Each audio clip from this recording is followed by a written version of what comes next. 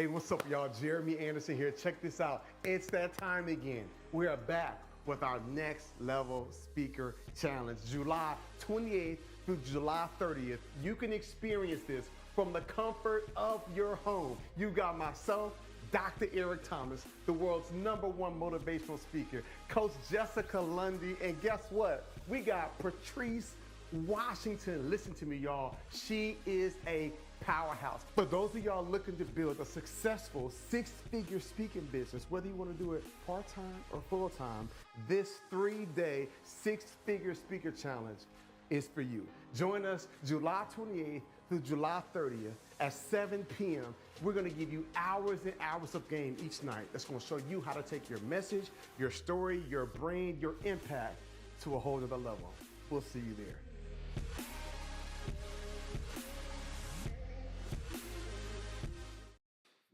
Man, good morning, good morning, good morning. Come on and talk to me. Put me a good morning in the chat. What's up, Dr. Susie? Good to see you again. What up, James? Tish, what's up, sis? What's up, Marcus? Come on, talk to me. Morgan Communications and Marketing, Kiera, JJ Jones in the building, Greshna on the journey. Come on with Kiki, Steven, Quentin, cousin Corey. What up, cuz? Pam, Pat Nash, Dr. Dar, my brother, Chris Lacey, my sister, Michael Wright. Man, good to see everybody. Alicia, Summer, Jimmy, Speak Up Sis. I love it. Lisa, Felicia, Elijah, the 6th man, Jordan. What up, boy? Yeah, man. Good morning, everybody. Thank y'all so much for tapping in with me, man. Welcome to another episode of Next Level Talks. I'm here with the team. Say what's up, team. Oh, they can't see you. There we go. They here. I promise you they're here. I promise you they're here. I promise you they're here. But man, I'm excited. I'm excited for today. I got a lot to share with y'all. I got a lot to share with y'all. I'm about to help y'all go to a whole nother level. Listen to me. We're going to take your leadership in your life to a whole nother level today. But we'll get into all of that. We'll get into all of that. Let me tell y'all about my weekend. Man. I was so blessed this weekend. I made a statement last year, and I was at one of our chapters. I was at the local chapter here in Atlanta. I went to one of their meetup events last year, and I typically let them do their thing. I don't be intruding on them, but because they local, I pulled up. Now, y'all know, first off, in the Next Level Speakers Academy, we got chapters all over the country, right?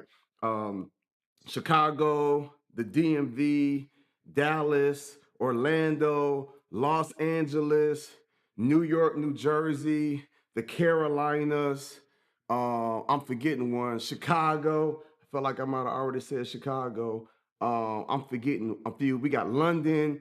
You know what I'm saying? We got Toronto, you know what I'm saying? Then we got one that's popping up. We're going to do one in the Tennessee area. We've got 10 different chapters across the globe. And DC, yeah, DC. How could I forget the DMV? And so I had such a beautiful experience last year at one of the chapters.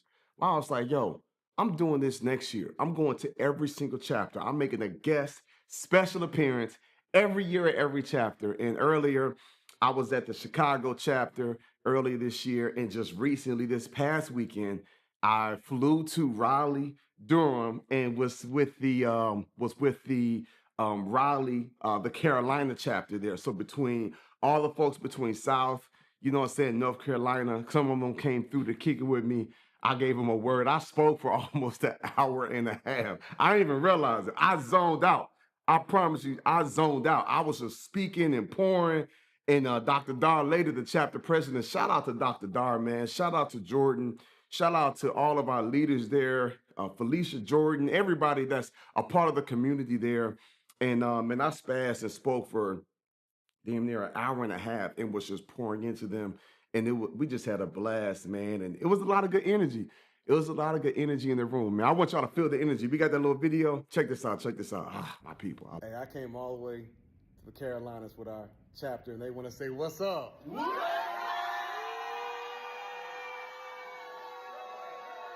Check this out, y'all. I had a blast. And then that evening, one of my homeboys is the pastor. So I got to go and preach you know what I'm saying, at his church and give a word. And then I invited our chapter members to come hear me preach that evening. So it was just a great weekend and super excited to be on with y'all. So now I'm back, you know what I'm saying, flew back yesterday, spent some time with the family, went swimming, kicked it with the kids, made sushi last night. And now we here. Now we here for Next Level Talks. And today I want to talk to you about what does it look like for you to go to a whole nother level, right? When it comes to your leadership. This is for those of y'all who want to be great leaders. Everybody's been called to be a leader, but what does a next level leader look like? What does servant leadership looks like? That's what we're talking about today. It's Next Level Talks. Let's get it. You go out here and you claim your seat.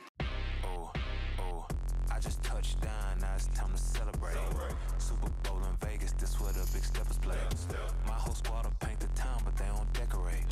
And my work a bit excessive, check my resume. Keep it a C note, if I'm speaking, I'm the keynote. Super Bowl in Vegas, this where the big steppers play. My whole squad will paint the town, but they don't decorate. And my work a bit excessive, check my resume. Ooh, yeah, ooh, yeah, ooh, yeah, ooh, yeah. Dance, dance, dance, dance. Man, come on. Today we talking about servant leadership. Now I said a quote recently, and it really resonated with my spirit, and I believe it really resonated with a lot of your spirits. When I sit back and I look at our team, I look at our team next level, and I look at all we built, what we've accomplished, the individuals, like I just be overwhelmed sometimes when I see the amazing, the brilliant, the hardworking, spirit-filled individuals that operate with the spirit of excellence, that believe in the vision and go all in. Like sometimes when I sit back and I look at my team and I look at the personalities and their backgrounds and their gifts and their skills and what they bring to the table, sometimes I feel a little overwhelmed at times, and it makes me want to be better. Listen to me, y'all. I was just at this impressive event. This was definitely hands down $1 million event that these people put on recently, and I was there in the audience, and to see how they was getting the slides wrong and to see how the music was off and the feedback with the mics, I was cringing like, man, they put in this $1 million program event, but the production, the team was average. Stuff like that make me, I'd be so proud. I told Tracy, I said, man, babe, this made me appreciate my team so much more, because I promise you, if at one of our conferences something go out, I'm falling out. Steve, I'm falling out. I promise you, bro. If I'm at one of our events and the wrong video play or something get misannounced or the mics ain't working, I'm falling out because it reeks of average. And so anyway, let me get off my soapbox. So I be thinking about my team and how amazing they are. And y'all, when I tell y'all my team makes me better, because I don't want to be a great leader to be viewed as a great leader. I want to be a great leader because I want to be worthy to lead my team. Does that make sense? Let me remix it. I don't want to be a great leader to just be viewed as a great leader. I want to be a great leader to be worthy to lead my team. Does that make sense? And I believe all of you, whether you have employees, like, you know what I'm saying, whether you have people that answer to you, we all have different areas of our lives where we should lead. And so for some of you, what I'm going to share with you today, for some of you, it is on you, your team, your leadership, your company, your employees, your staff, the people you should be leading. Maybe it's for family. Some of you, you might feel like, man, I ain't got my own company yet. I ain't really got my own employees. You know what I'm saying? I'm still working for my boss, or I'm not even an entrepreneur yet. I ain't got no family. Okay, well, guess what? We want you to lead your life. Because if you can't first lead yourself, how you gonna lead other people?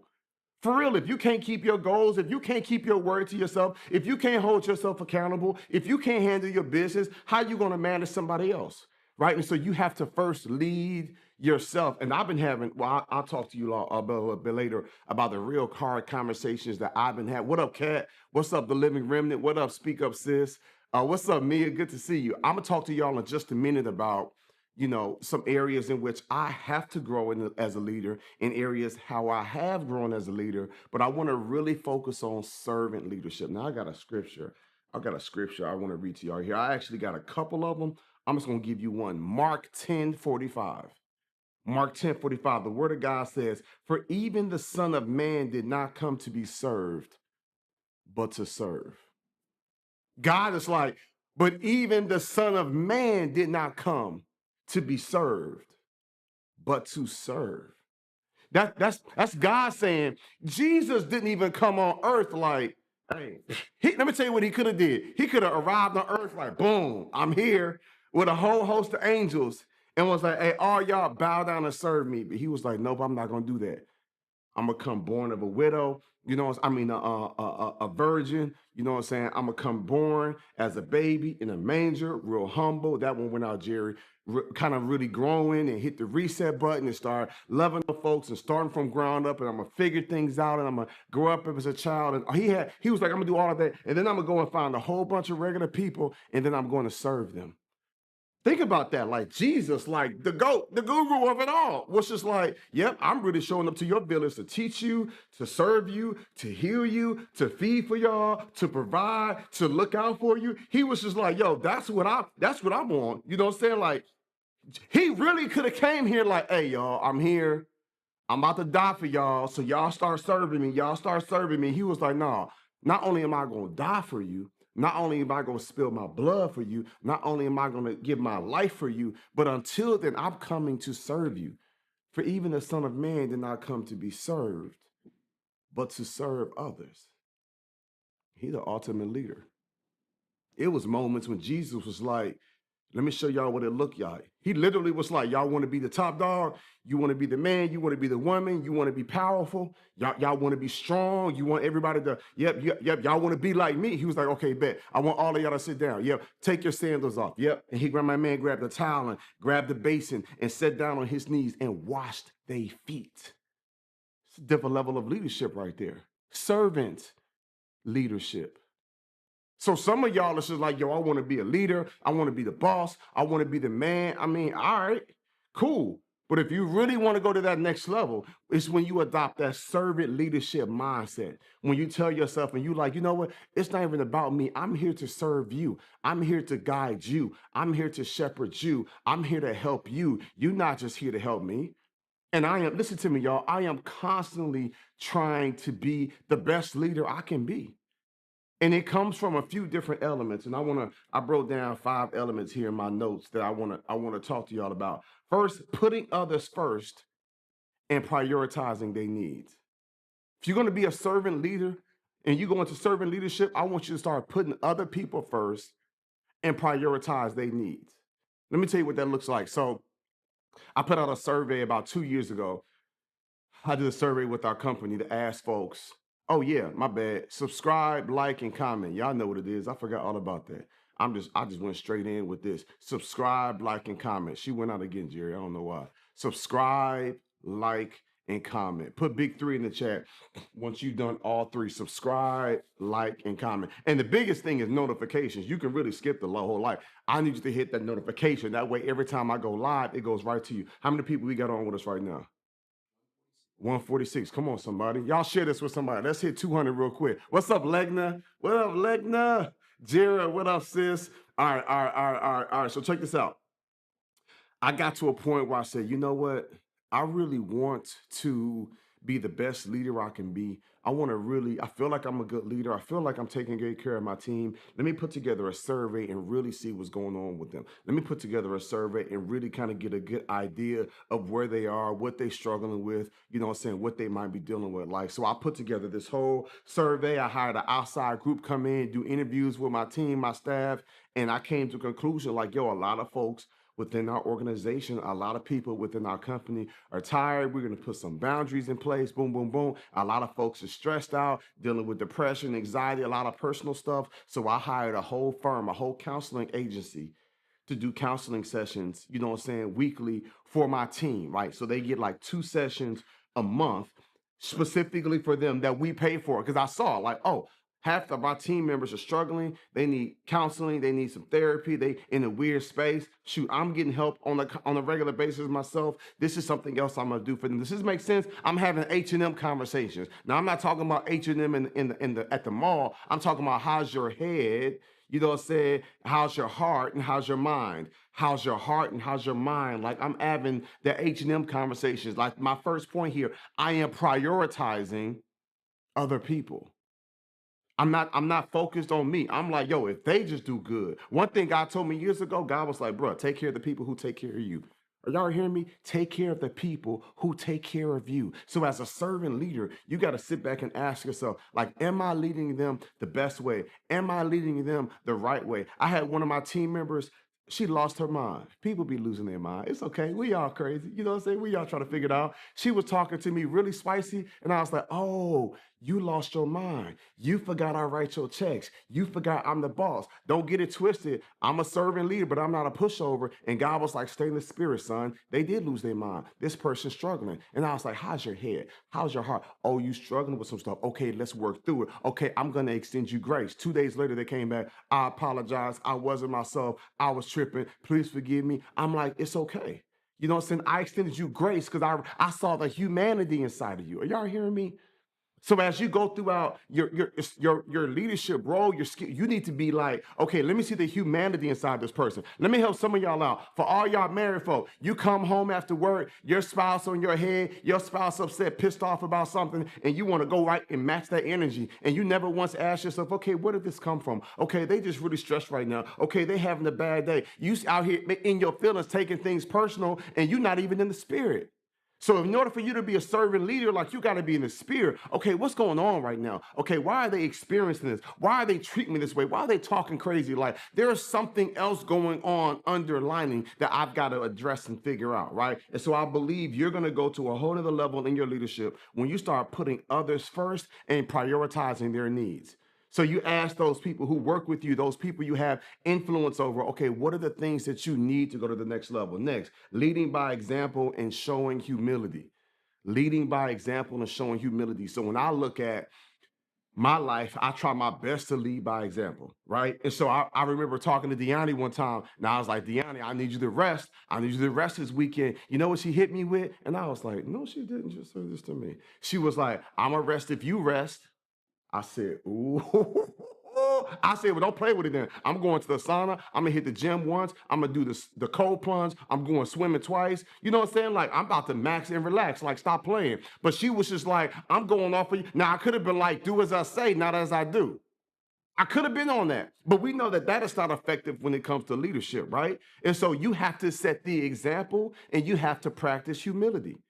Right? Like I'm quick to go to somebody on my team and apologize. Like I'm quick to say, you know what, I could have tackled this differently. I'm quick to say, you know what, I take ownership. Though I was upset with you, obviously I got too much on your plate, and that's why the ball got dropped in the first place. So it really comes back to me, humility. You'll be surprised how far those people that work with you, those people that you're building with, those people you have influence over, when you take more of a humble role, you'll be surprised how much more respect they're gonna have for you. When you shake that energy of you better than them, no, you ain't better than nobody. We all got challenges. We all got things we got to figure out. And I'm not saying you don't hold people accountable.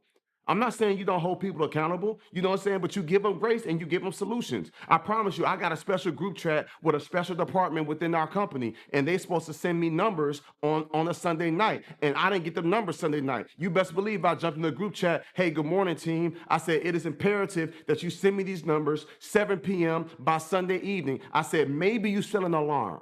I said, maybe you set an alarm so that you don't forget. And you know what I told them? Because I love them.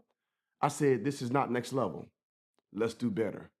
And they all came, got it, coach, heard, my bad, setting the alarm right now, bop, bop, bop. I'm like, bet. So just let me tell you something. Servant leadership ain't just, I'm going to be humble and I'm going to be loving. It's like, no, I care about you. I'm going to hold you accountable. We next level, doggone it. Ain't nothing average about us. Always grateful, but never settle. I told you 2, 3 times. I'm not going to tell you again. Set an alarm, doggone it, so we don't have to have these conversations. Now, what I wanted to say, I'm going to tell you what I wanted to say. Teach, let me tell you what I wanted to say. What I wanted to say was, hey, we all adults here. I expect me having to remind my 13-year-old daughter, but y'all folks is grown. And I shouldn't have to remind y'all. I ain't say nothing, though, because I was in the spirit.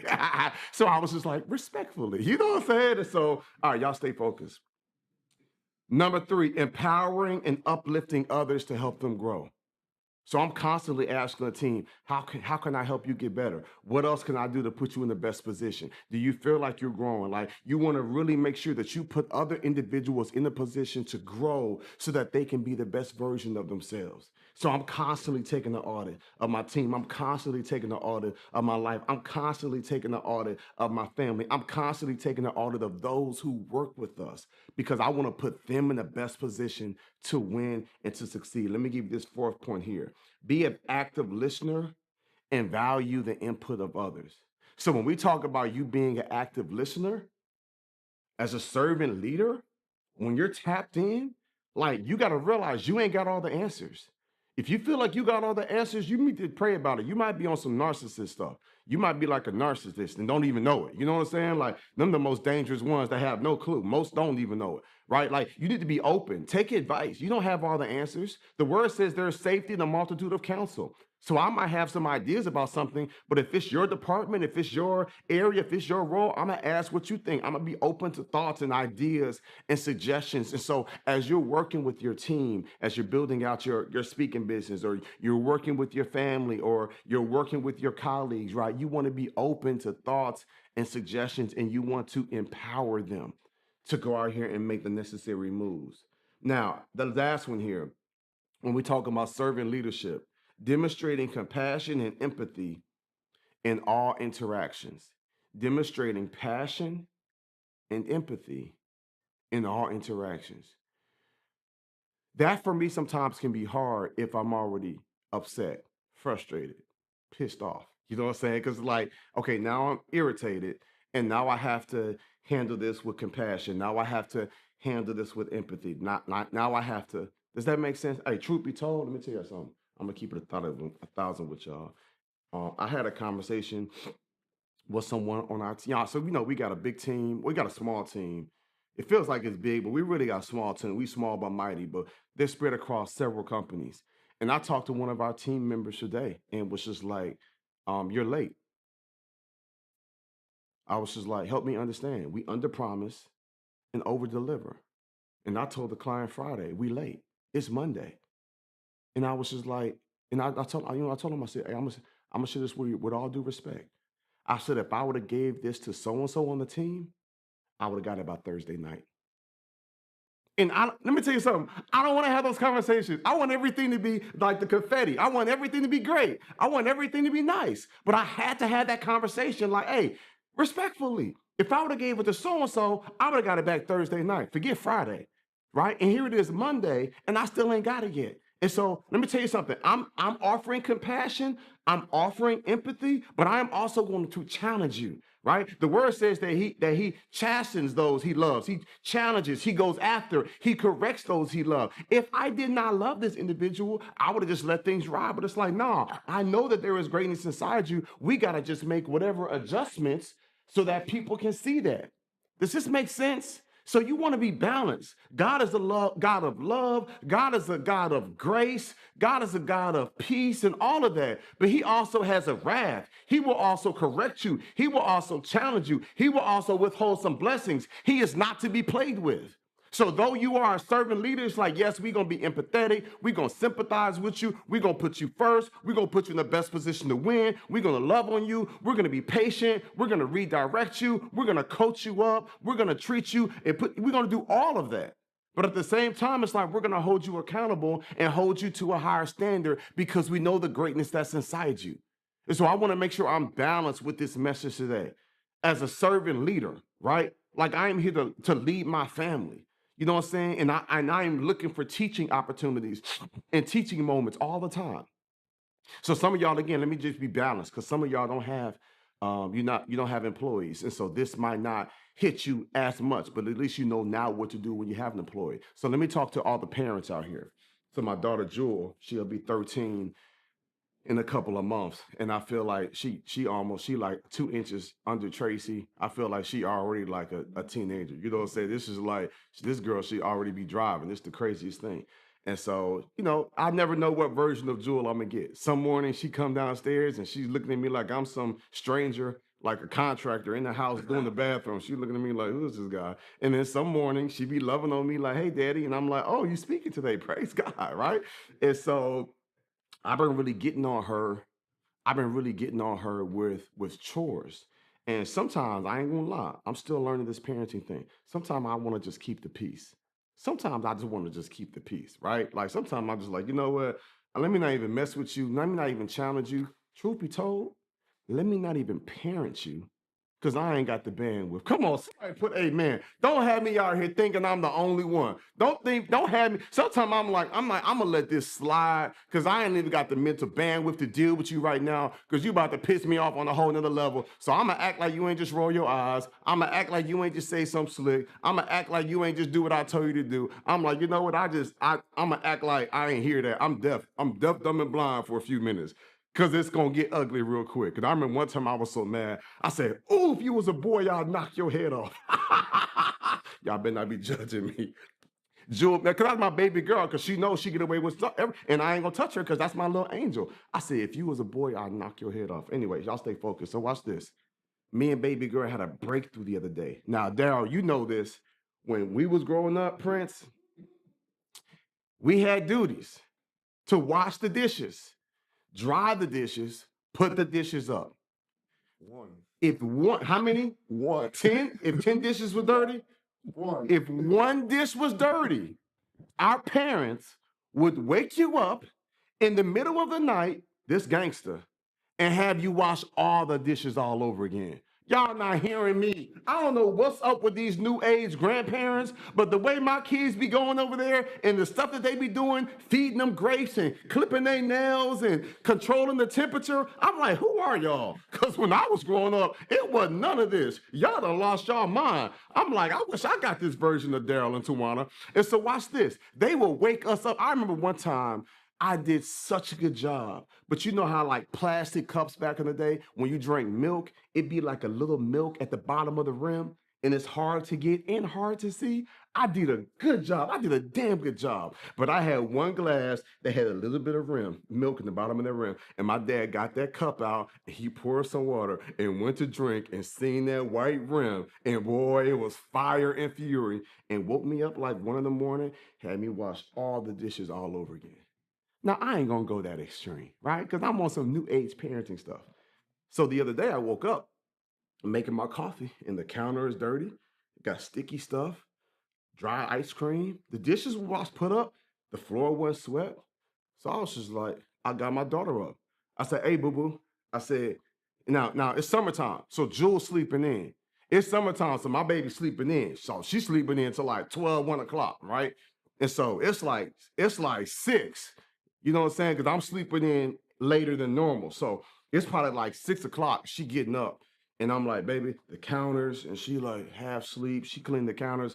I'm like, sweep the floor. She sweep the floor. And then I was about to mop. And I was like, why am I trying to mop before I head back across town for this meeting? I said, boo-boo, I changed my mind. You gonna mop? She's like, right now? I said, yeah, right now. So I got the vinegar and the Fabuloso and the super boiling hot water and prepared the mop for her. And I was like, mop. And she did everything. And she didn't catch no attitude. She wasn't whining. She wasn't rolling her eyes. Then I had her feet watering my plants outside. And I just had her doing a bunch of stuff. I had her cleaning her room and mopping and hitting baseboards. And I just saw how responsible she was. And so watch this, we had a breakthrough. So then later that afternoon, she was like, Daddy, I'm going to my friend's sleepover for her birthday. Can you take me to the store? I want to buy her a gift. And we're going to be making candy TikTok videos and all this stuff. And I said, yes. And I took her to the store and I cashed her out. Everything she wanted, I did for her. And so she came back, Daddy, and was like, thank you so much. And I said, let me tell you why I don't mind doing for you, boo-boo. Let me tell you why I don't mind doing for you. I said, because when I woke you up at 6 o'clock and had you sweep the floor and clean the counter and mop the floor and clean the baseboards and clean your bedroom and mop and vacuum and all of that, you ain't complain, you ain't whine, you ain't roll your eyes, you ain't catch no attitude. I said, baby girl, I am so proud of you. You are growing so good. You are so mature. I said, I will cash you out.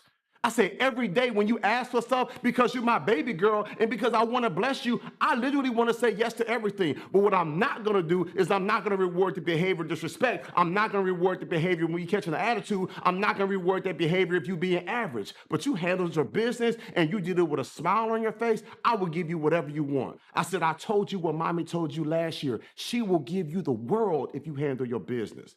I said, do you realize that you said you want to go to Paris and she took you behind to Paris? She will do anything for you, but we ain't gonna tolerate disrespect. We ain't gonna tolerate bad grades. We ain't gonna tolerate you being nasty. You better handle your business. Are y'all hearing me? And so as a leader, I humble myself and having conversations with my daughter. I'm challenging her, but then I'm also letting her know, hey, boo-boo, I'm really proud of you. I remember a few months ago, she said something to me. I was so upset and I lashed out and I was yelling at her and I went back and apologized. I said, baby, no matter how mad I get, I shouldn't yell at you. Now, I wasn't cussing at her, nothing crazy, but she's not used to me yelling my voice at her. I might even call her a little ninja. I don't know. You know what I'm saying? I might have, right? But I was hot as fish grease. And I went back and I was like, man, babe, I'm sorry. No matter how much upset I get, I shouldn't yell at you like that. And she was like, it's okay. And I was like, it's not okay. I was like, daddy and mommy ain't got all the answers. We're not perfect. Are y'all hearing me? Servant leadership, like there's a mode when you got to be humble, when you got to be loving, you know what I'm saying, you got to be challenging, you know what I'm saying, you got to hold folks up. I'm constantly praying like, God, help me to be the best leader, help me to be the best husband, help me to be the best father, help me to be the best CEO, you know what I'm saying, like help me to be the best boss, like help me to be the best son, you know what I'm saying, like help me to be the best speaker. And so in everything I do, I am always asking myself, how can I serve others? How can I add the most value? How can I put them in the best position to win? And when you live your life that way, are y'all hearing me? When you live your life that way, when you put yourself in a position when you say, you know what, how can I add value to others? How can I be a blessing to them? How can I look out for them? How can I enhance their lives? I can't even begin to explain to you the blessings that will come your way. And I want you to be great leaders and have that servant leadership mindset in every single aspect of your life. It's not just here or there. We want you to be great leaders and be a great person and operate on all cylinders in all aspects of your life. That's what we're calling you to. And I believe for a lot of us, depending on how we were raised, depending on what was going on inside of our lives, inside of our world, like depending on like where we are personally, like or what traumas we've gone through, we might have like power issues, or what I'm saying, we might want to be in control and want to have like that I'm the boss energy, and it's just like, yo, I don't even, what I'm saying, I don't even see that energy, what I'm saying, with Jesus. Like he was trusting cats that had no business, what I'm saying, being trusted. But he, what I'm saying, but that's that servant leadership. Like he was patient. He was giving them opportunities. You know what I'm saying? He was loving on them. He was setting the example. He knew. I can't have y'all out here giving y'all all this power to cast out demons and heal people and give sight to the blind, and you touch somebody and they ain't got leprosy no more. You could tell a demon to come out this person. Like I can't just give you all that power without making sure your heart is in the right place. Are y'all hearing me? These disciples had so much power. Their shadows, if their shadows would fall on people, the word of God says that they would be healed. They was casting out demons, you know what I'm saying? They was healing people. They was taking a few pieces of fish and a few pieces of bread and feeding thousands of people. Like they had crazy power. God gave them crazy power. Jesus gave them crazy power. But he was like, I can't give you all this power without positioning you for humility. And so he was just like, what I'm going to do now is, yes, I'm going to give you all this power, but you see the power. Listen to me. He was like, you see the power I got. I got the power to heal. I got the power to cast out demons. I got the power to bring from the dead back to life. I got that power, but I'm also going to get down on my knees and wash your crusty, nasty, dirty feet. Can you be trusted with that power? Can you be trusted with leadership? Can you be trusted with people? We don't want you to be so high on yourself to where you forget to serve and encourage and be a blessing and love others. And so you want to make sure that you are balanced, you know what I'm saying, throughout this journey, throughout your life. You want to make sure that you put yourself in the best position to grow, to love, to lead, to serve, and to take care of others. You want to put yourself in the best position to be able to say, you know what, I'm showing up for you. I'm being a blessing to you. You know what I'm saying? I want to be a great leader to you. Again, I don't want to be a great leader to be viewed as a great leader. I want to be a great leader so that I feel worthy to lead the amazing individuals I've been called to lead. And for you, that could be classmates. For you, that should be employees. For you, that could be coworkers. For you, that could be your family. For you, that can be, say people that work with your organization or volunteers. Like we want to ask ourselves, okay, how can I be the best leader? When I'm taking the stage and I'm speaking, I ain't on no big time Hollywood. I'm here to serve. I had an engagement recently last week. I think it was Tuesday. I think I was in Savannah or Augusta, Georgia. I was somewhere south, and I was speaking for this district. And I remember they were just like, Jeremy, do you wanna be in this green room? Do you want to be here? And I was like, I don't put me somewhere separate. Like I want to be with the people. I was like, I want to be with the people. They was like, we have all this stuff. I was like, I don't even need all this stuff. Like the all the stuff that y'all have for me is great. I appreciate it. I ain't on that. I came to serve. And then when I got done speaking, they was just like, can you answer some questions? I said, ma'am, I'm here to serve. You just tell me what you need me to do. I'm here to serve. And then at the end, they was just like, do you mind taking a few pictures? They were kind of nervous, like, do you mind taking a few pictures with some of our people? I said, ma'am, again, I'm here to serve. I would be happy to take pictures. I would be honored to take pictures. I'm humbled that they want to take pictures with little old me. And so I sat back for about an hour, back tired, left leg hurting, like cotton mouth from all that talking. I'm like, can y'all just give me some agua? Can you give me some water? Like, but I was pouring out so much. I was exhausted, but I still availed myself and sat behind for probably an hour and was taking pictures, and people want to share their heart and people want to share their own testimony. And then you got some people that's not really familiar with social space, and so it's like you right here. I'm literally talking to folk and they like right here, and I'm like, okay, you so close. Like I don't just smell your breath, I know what you had for dinner last night too. Like back, give me, I promise you, some folks I'm just like, wow, that is crazy. I'm like, just give me like at least 5 feet. Like people want to get so close. You're so powerful. I'm like, so is your breath. Lord have mercy. Listen, I'm being tortured, y'all. But I'm like, I'm here to serve. And so some folks are sitting here talking to me, and I'm like, really? I take like two quick little steps back, and then I'm holding my breath to try to just get a break from it. You know what I'm saying? Because the Q&A was during lunchtime. Brutal. Brutal. Some folks is out here eating lunch and coming right talking to me. But what am I telling you? I took it. You know what I'm saying? I availed myself. You know what I'm saying? Y'all laughing in the chat? Are they laughing in the chat, Jerry? Open that up for me there. Listen to me. I availed myself. You know what I'm saying? Because I really wanted to be present with them. Because again, I was there to serve.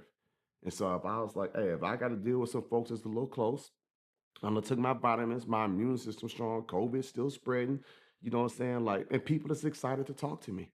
And I just ignited something inside of them. So I'm gonna avail myself and just connect and be there.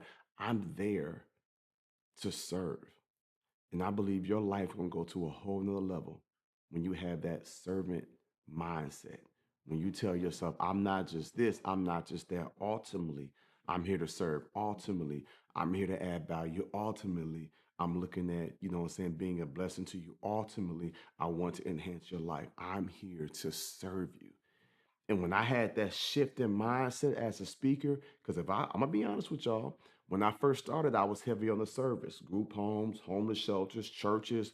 I was just happy to speak for free. Then I was getting a few little checks, and I was like really grateful for it. And then them checks started getting bigger. And then when I start averaging like $10,000 a speak, and I start making 6 figures a month, like I ain't gonna lie.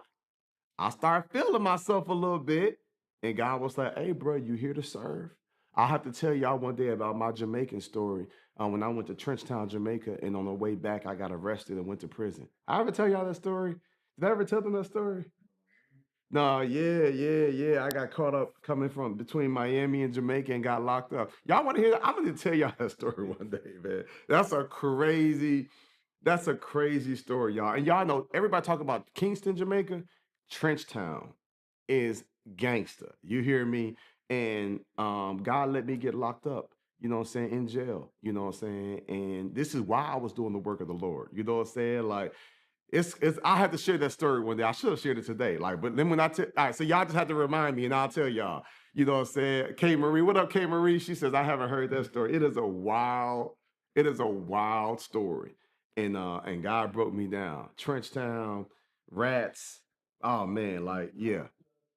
Locked up. They won't let me out. Come on, Akon.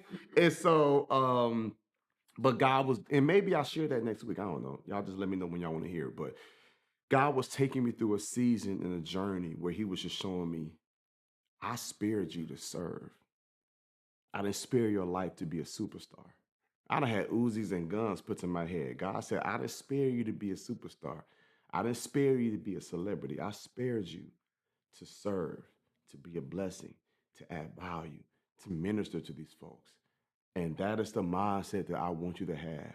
You know what I'm saying? And when you do that, man, blessings on blessings on blessings gonna come your way. All right, all right. I want to hear from y'all. I want to answer some questions. Let me see what's going on.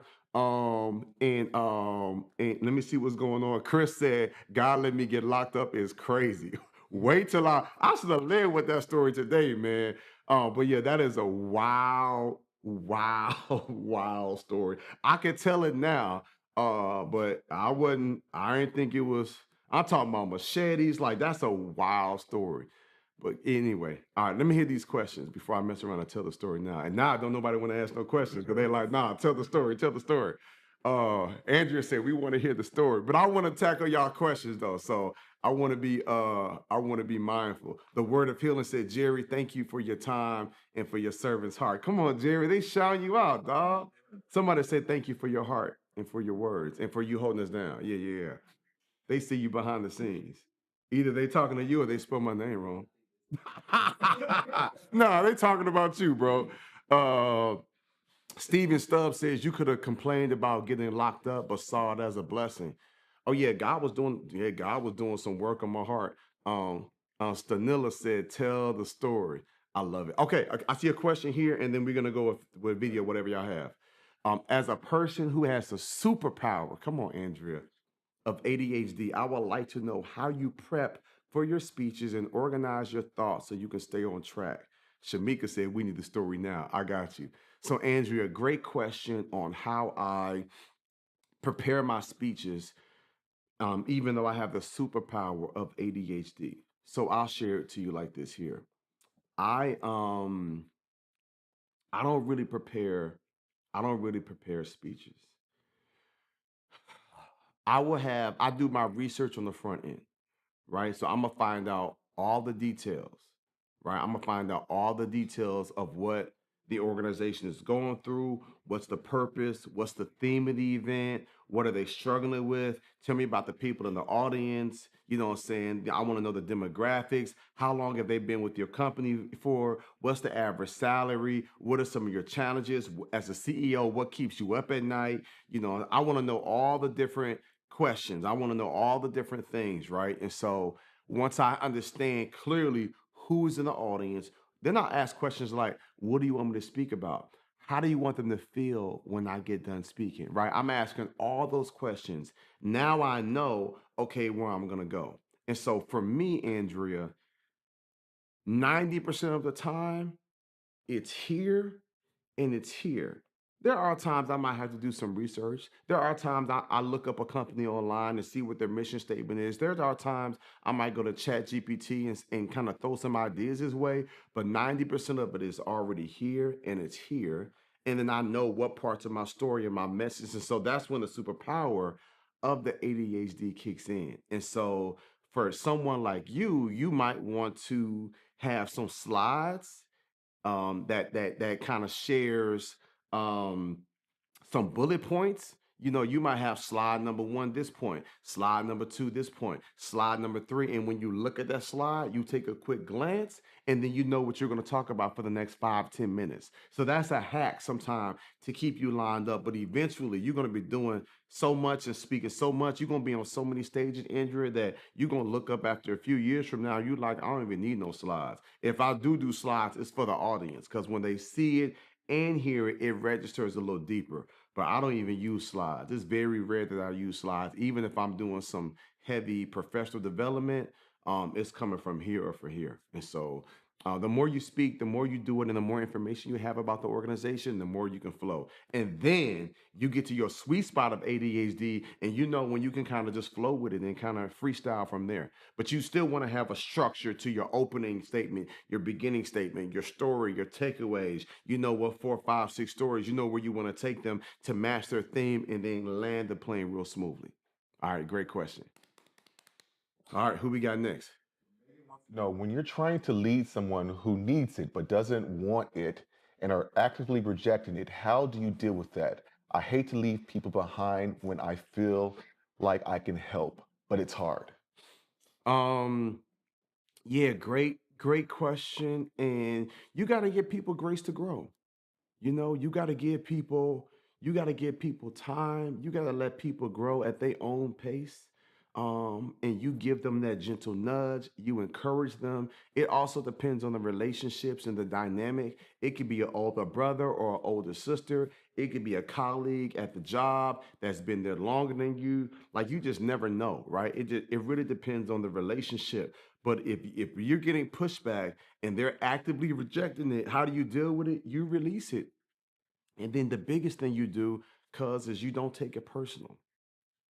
The biggest thing you do is you say, you know what, I'm not even gonna take it personal. You're not even ready to receive what it is I'm giving you. But that last statement, I hate to leave people behind when I feel like I can help them, but it's hard.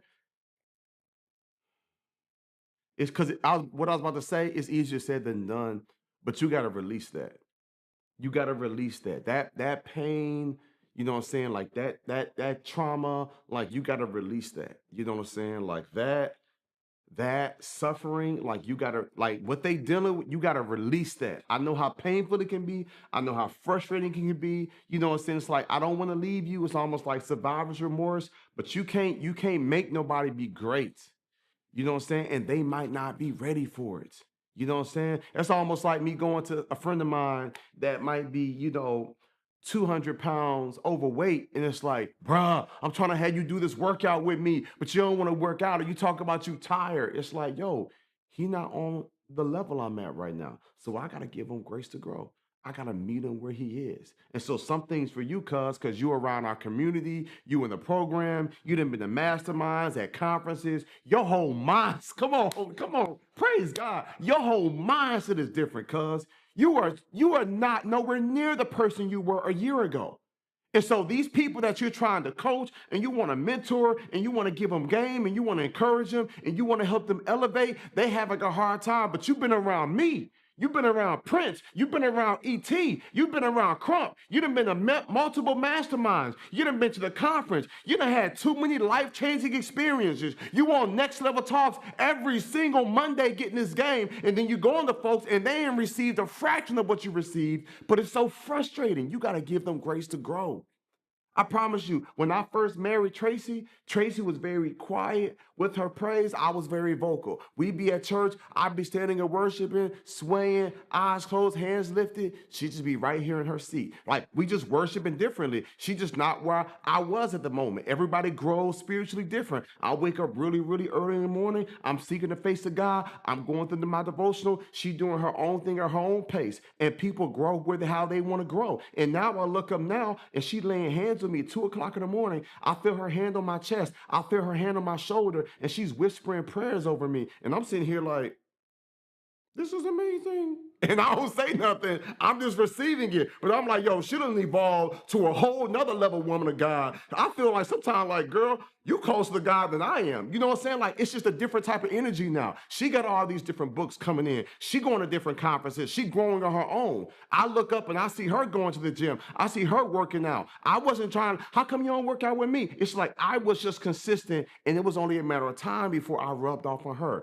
Even Jackson in the gym. Y'all be seeing my videos on Instagram. My little boy Steve, my little boy be in the gym getting busy. Like, my man be getting, I think it is so hilarious, but you'll be surprised your influence. I say all that to say, you just keep doing what you do. You keep encouraging them. You keep giving them that nudge. But if they don't want to change, if they don't want to follow your leadership, then they just not ready for it yet. You just keep doing what you do. And when you have opportunities, you just encourage them and you just love on them. And if they ask you for advice, then you give it to them. If they ask you for some insight, then you give it to them. But you stay the course with where you should be going and growing, and then you give them grace to grow. And it's only a matter of time. And then they might forever reject it. And if so, that ain't on you. You did your part. All right, great question. Who we got next? We got a live one right here. Let's get it. Hey, hey. Unmute yourself. Unmute yourself. And then let me get Sorry, the can you other hear me screen up, now? Jerry. We good? Yeah? No? I hear And something. can you hear me now? Yes. Okay. Yes. All right. How you doing? Good. Um, thank So before you even go ahead, go ahead. No, go ahead, go ahead. I ain't gonna cut you. Go ahead. So before you get started, I want you to know you blessed me this weekend. Not Wow. just when you took the stage and spoke. When your daughter ran up to you and gave you a hug, and I think she said, like, Mommy, I'm proud of good job. I was like, wow, that's so beautiful. But let me tell you the Aw. double blessing. When Dr. Dar took me back to my hotel, y'all, she a chef. So you need to put your Instagram in the chat in just a minute, right? When Okay. I ate that curry, when I ate that curry chicken wrap, let me tell you how that blessed my whole life. And so I just wanted to say thank you. You let me know when you're back in Atlanta. I'm gonna have you chef up some stuff for my family. Great job. Wow. That Yes, is beautiful. Thank you so yes, for much. sure. That's super cool. Hmm. Um, but yes, thank you. You also you blessed me definitely this weekend with the message that you shared and just all that you do. So thank you. And I guess my question also too, it kind of ties in that chef thing. So most of my career have been a chef. Well, all of my career I've been a chef. So people know me for that. I'm just stepping into the speaking space. I've spoke many different ways over my career, but like now really actually speaking directly to youth. And so I have opportunities that I really don't know how to maximize on right now. So one of my teachers from high school, he is now a superintendent over a school district in Massachusetts, and um, he's seen a lot of my transition and development into like the kids that I want to speak to who are like where I was. And I'm like, I don't really know how to maximize on these opportunities right now, like how to tie them in. So what would you do? Like if you had that kind of connection, like how would you approach it? So I would so for you so I would say if he's so have you talked to him about you speaking for his school or schools? Not yet. Not Okay. yet. So what is you all's relationship like? And let me tell you when I say what's your relationship like, it's just like if it's like, hey, remember me? And he's like, yeah, I kind of do. And it's like you really want to have something impressive. Or okay, so he's just like, hey, like, Yeah, no. okay, So then yeah, I- he then I would supported me reach over out the to, years. huh? He supported me over the years in like my other businesses and like Okay. food and so So yeah. I would hit him and just say, hey, I am now a motivational speaker. and Mhm. and I speak in schools and would love to have a conversation with you about what it looks like for me to speak at your schools, right? And Yeah. now because he's the superintendent, he's the big dog, but Yeah. every district is different. I've been to some districts where whatever the superintendent says is law. I've been to Yeah. some districts where the superintendent is just the figure head. The Gotcha. board runs the show. I've been to Mm. some superintendent. I mean, I've been to some districts where the principals have more influence over the super. So it's a little different. So I say all that to say, you could go to him and say, I would love to come in and speak for some of your schools and speak to your students. And he might say, okay, I'm gonna connect you with this principal, that principal. They might not have a budget. They might have a big budget. He might say, okay, let me share with the board and see what we can do. And then when they ask for your website, if they get it and it's together and they're impressed, that can open up some doors, or doors could open for you and you ain't even got no website. You know what I'm saying? Like, because of the relationship. So because you like ET teaches how to turn your contacts into contracts, right? And so Mhm. he would be a really big contact for you. And Yeah. so you could probably get opportunities without having all your branding and stuff together just because of how he knows you, just off the strength of who you are, right? And the relationship you all have. But as you have your stuff together, your website, your speaker reel, at least the EPK and the branding, Now they see you're more serious. Now that might put him in a different position to pull into a different pot of money. And then it's going to be easier to clear it with the board because it's like, look at her stuff's official, as opposed, because what he going to have a hard time going to the board saying, oh, I know her. I used to be her teacher and she used to be, she's a chef. And so she's a friend. They like, all right, bro, well, I ain't about to be doing a solid for you just because that's your Yeah. friend. And now we dropping $30,000 for her to speak at 6 schools. You follow me there? But when they go and see Yeah. some really good branding, they're going to feel differently about paying you $5,000 for each of these 6 schools and the total invoice of 30K because they see your stuff's going on. So now he might be standing on y'all's relationship, but they're standing on your branding and the value you can bring. Does that make sense? That makes sense. And I've been working on this. I really have pretty much all of that together except for my speaker reel. I need to get that So together. so you got the website and all of that is speaking, right? Not the chef stuff, right? Yeah, I have both. Yeah. Let me tell you something. So you send him the website and say, I don't know if you know this, but I've been speaking. You know what I'm saying? Like, and Okay. this is what I do, and I would love to come in and add value to your school, right? And so this answer is not just for you, it's for everybody else that's watching. You know what I'm saying? That's just like, you know what? I got somebody, I know someone as well. The relationship alone can be enough. But then when you have some of the other marketing materials, it puts them in an even better position to bless you. So I would say start with the conversation. I would say get them on the phone because y'all have a relationship. Don't even do the email. Get them on the phone. Then send a follow-up email confirming what you guys just discussed and see what God got for you. Thank you so much. I You're appreciate welcome. it. All Excited for right. you. Appreciate you. Take care. Appreciate you. All right. All right. All right. All right. All right. How do you deal with not getting any traction when it comes to reaching out to people? Yeah, so there was a lot of questions that I would have as to like the reaching out. There are some people that reach out and you reach out via email, but there might not be like a website or any documents or materials. And so that's going to be a dud. I've had people that email me all the time trying to get my business, and I'm in the email looking for it. I'm in the email looking for a website, and I'm like, I can't even see and preview your work. You know what I'm saying? So I'm not even going to give you a shot. I'm not even going to respond, right? So it just depends on what information you're putting in the email. It depends on what type of content you're sharing there. As Ebony says, there's the email system that you got to have in place, but what is enticing them, right? And then what is the value proposition? Because some people send emails and say, hey, my name is Jeremy, I'm a motivational speaker, I would love to come to your school and speak. And it's just like, okay, well, you don't even know nothing about my school. You ain't even did no research about my school. You don't even know what our motto is, what our theme is, what our mascot is. But when you take a different type of approach, you might get a different type of response. It also depends on what's in the subject line of that email. And then sometimes it's just reps. Like, let me tell you right now, you might have to send out 100 emails, and out of those 100 emails, 15 of them might actually open it, 3 of them might actually respond. You only get a 3 to 5%, you know what I'm saying, success rate on that. So be prepared for that. Right. And then if you send it through a CRM, you know what percentage, how many open it, you know what I'm saying? Like, did they click any of the links on your website? So there's a whole science behind the emails, right? And so when you're reaching out to them, you know, that's a question. Now, you said, how do you deal with not getting any traction when it comes to reaching out? You might not be reaching out via email. You might be reaching out via phone call. And if you are calling, it's like, how many times are you calling? And who else are you dealing with? And what type of organization is it? Because if you're calling a company versus a school versus a church, those are completely different approaches to take.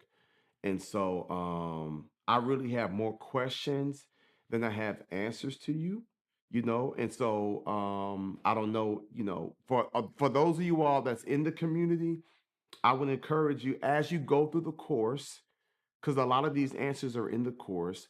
And then as you connecting with other people within the Facebook group, y'all, some of y'all that's in the academy, y'all sleeping on the Facebook group because there's people in there that are winning, that's successful, and you should be asking them, hey, how'd you get this company to answer your email? How many emails did you have to send before they finally respond? Like that type of thing. And then there's a follow-up sequence.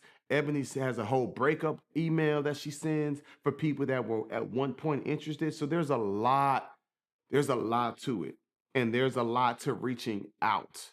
And I did not have the success I had from outreach.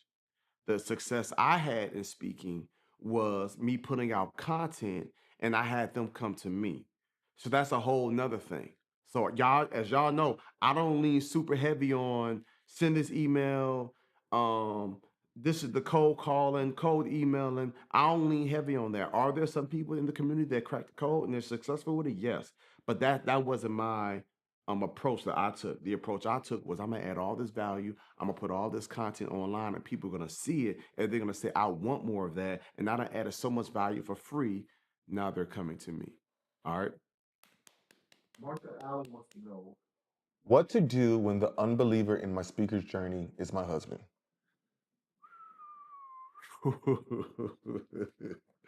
Oh, Martha ain't came to play. Martha said, "What to do when the unbeliever in my speaker journey, um, is my husband." For one, that's unfortunate, and it's nothing new. Um, your husband could have, limiting beliefs. Your husband could not, if you've been on my next level talks, if you've been on any of my Sunday trainings, like he probably hasn't had that experience. And so he might not even be doubting you, Sister Martha. He's just probably doubting anybody, what I'm saying, that could be a speaker. And I think this is why community is important. It's because there are people that's in our community that's like, man, y'all support me more than my own family supports me. And so you want to get around people that will continue to support you and pour into you and uplift you. And then I would also say, take it to God and say, God, this my spouse, this my hubby. He don't believe in me. He don't speak life to me. Can you show him, God? Can you make him a believer? You know what I'm saying? Can you convict him? Can you challenge him? You know what I'm saying? And here we go. And until he believes in me, God, you believe in me, and that's enough. That's a whole nother energy right there, Sister Martha. When you say, God, he might not believe in me, but you believe in me. And he don't believe in me, God, because he probably don't believe in you. Because if he really did believe in you, then he will know that there's nothing that I can't do if you with me. So it's not even you. It's his relationship with God. Come on, let's go there. Since you put it out here, it's not even you, sis. It's not even that he don't believe in you in your speaking journey. He just don't believe in the full power of what God can do. Because if he was, and I say this respectfully, I want to be cautious with this. But one would say, and I'm not saying this, but one would say, and I'm not even talking about your situation. I want to be tactful. One would say, if you got a real powerful man of God that has a wife that says, I believe that God has called me to speak and make impact. If he's really in tune with God, then he will believe what God can do. He will speak life into you, and he will be all about bringing that into fruition and supporting you, which is ultimately supporting the plan that God has. So that's what I would say for a random person that might fit or might not fit in your situation. I'm not sure, but I will caution you to say this. I will caution you to think about it this way. You keep on encouraging your husband. You treat him how you want to be treated. You encourage him. You speak life to him. You love on him. You let us encourage you. You let us speak life to you. You let us love on you. You let us affirm you. You let us coach you up.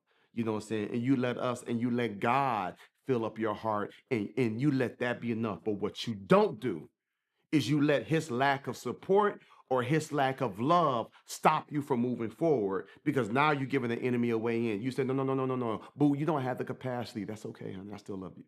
Babe, you don't have the faith right now, and that's okay. I still love you. Babe, you don't have the belief system, and that's okay.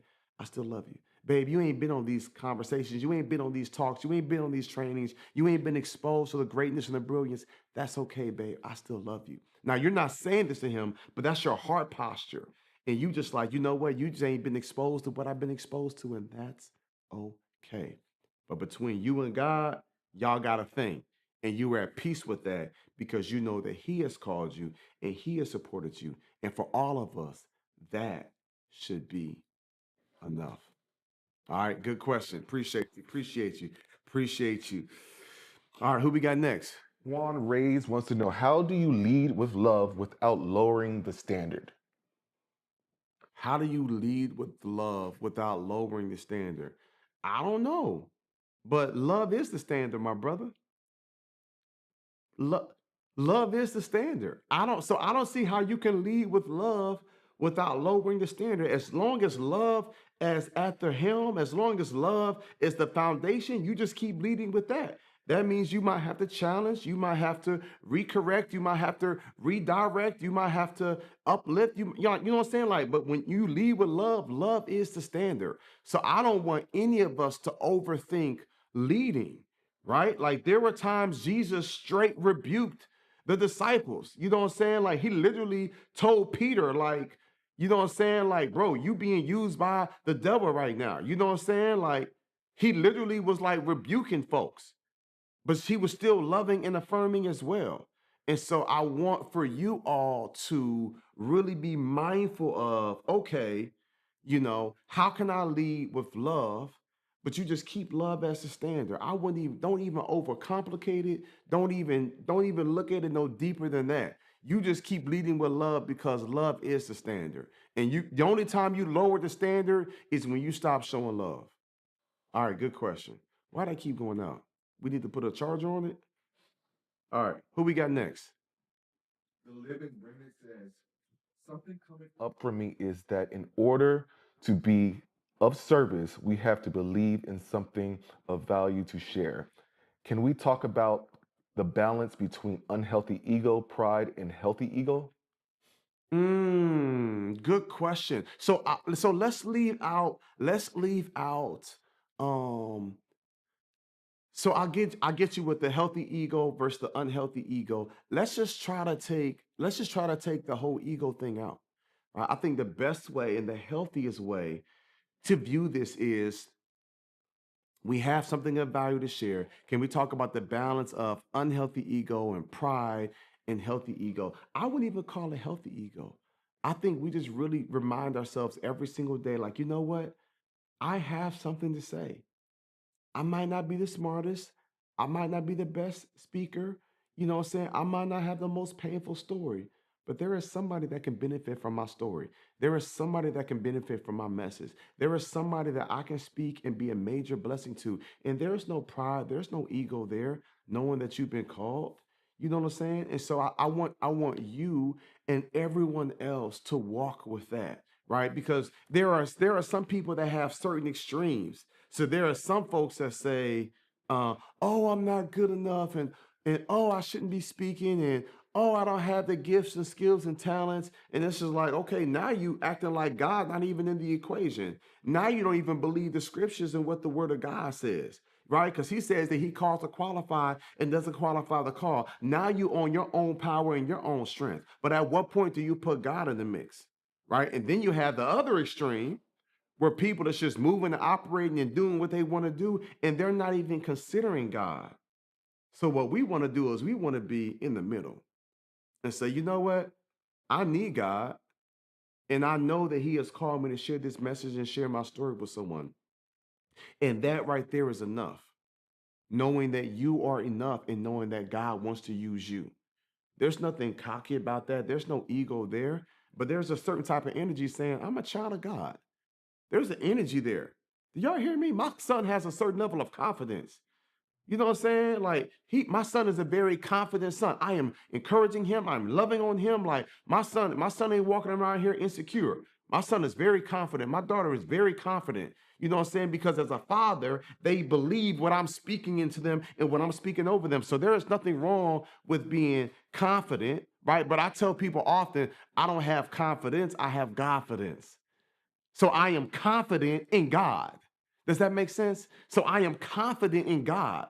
And so I'm like, hey, I know that God has called me. It's not because I'm smooth smart, not because I'm super talented, but even if I am smart or talented, God gave me these skills.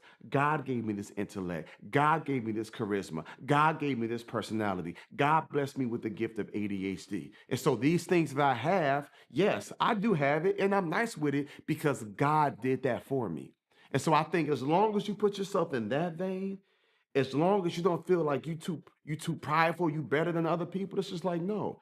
I tell people all the time, I don't gotta go nowhere and speak. I get to go there and speak. And I think when you continue to remind yourself that I am here to serve others, that's how you can deal with that unhealthy ego. And you just say, you know what? I don't even want to have no ego, God. I just want to walk with you. I want to talk with you. I want to do the work that you are calling me to do. You fill me with your Holy Spirit. It is all about you, God. I want you to be pleased. I want you to be glorified. Let me tell you something. This weekend, after I spoke for an hour and a half to our community at the Carolinas chapter, I went to my hotel, sat for a minute, FaceTime Tracy, checked in with her, took a shower, got dressed, and went to this church to preach. When I went to the church to preach, half of the message, because I was talking to them about purpose, and I was trying to help them understand the endless possibilities of what God can do. And I was really letting them know what I have accomplished, what level I'm on in life, the great things that God has done through me. If somebody on the outside would have been watching that, they might have felt like, bro, this guy's just up here bragging. It's like, I'm not bragging. I'm literally telling you everything that God has done in my life. So when I talk about the kids we put in college, I talk about the 1,000 children we feed every single week. I talk about the global impact. I'm saying this is what God has done through me. So that there was no pride, there was no ego there. I'm like, nah, this really my reality. This is really, you know what I'm saying, my life. You know what I'm saying? It's like, and this is what God has done through me. And so I want that to kind of be your mindset as you navigate in this space. Know that God has called you. Know that He wants to use you. You walk with that boldness and glorify Him in all you do. All right, great question. Who we got next? To know, how do you find the motivation and energy to continue to serve with enthusiasm even when life itself beats you down and you're feeling discouraged yourself? Man, nah, that is a good question, bro. I often say, what happens when motivation runs out? Dedication got to kick in. Steven, great question, bro. What happens when motivation runs out, bro? Dedication got to kick in. You want the motivation and energy to continue to serve with enthusiasm, even when life itself has beat you down and you're feeling discouraged yourself, bro. I've done that for years. I think that's what makes the great great. We don't just celebrate MJ because of how dominant he was on the court. Let me say to me, there were some people that hated on MJ because he was so great. And you know what won them over? The flu game. How many points did he score in the flu game? Was it 40 points? Was it 60 points? Somebody gonna put in the chat. Somebody know. How many points did MJ score? Y'all remember Scottie Pippen had to carry my man off the court. He didn't, he had the flu, but they was in the playoffs and he realized like, yo, sometimes you gotta do what you gotta do, huh? My man dropped 38 points with the flu. You know what I'm saying? Like, that's what makes the great great. And so, Steven, you ain't gonna always feel like doing it. You ain't gonna always be excited. You're not gonna always have the enthusiasm, right? But you gotta do it anyway. And you gotta show up and give them the absolute best. Steven, because you don't have the enthusiasm, because life is beating you down, because you're tired personally, you might say, Jay, I don't even have 100% to give them. I probably got 68%. Give them the 68. You might say, Jay, I ain't got six, bro. I got 58. I got 52. I got 74%. You just give us whatever you have. Does that make sense, fam? And so I feel you on how do I lead and be motivating and be inspiring and pour into others with enthusiasm when life itself is beating me down. Like, I get that. Let me tell you something, bro. Half the message I shared with the Carolina chapter was on them taking care of themselves and making sure that they good. It was out. Listen to me. I didn't show up to the Carolina chapter. I was not on no. All right, so this is how you get booked in corporate, and this is what your EPK should look like, and this is what you should be doing to get booked to speak, and this is how you properly tell your story, and this is the voice.